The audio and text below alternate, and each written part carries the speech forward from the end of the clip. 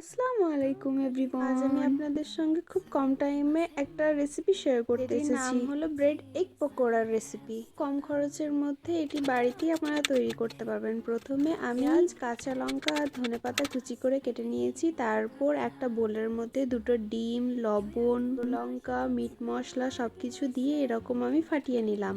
সবকিছু ভালো করে মিক্স করে নেওয়ার পর আমি এখানে 3 টুকরো ব্রেডের স্লাইস নিয়েছি। এবার এরকম ভাবে কেটে আমি দিয়ে দেব।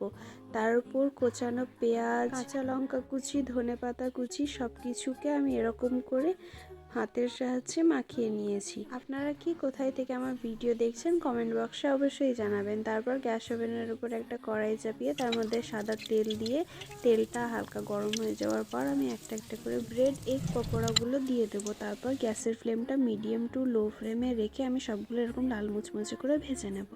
Okay bye.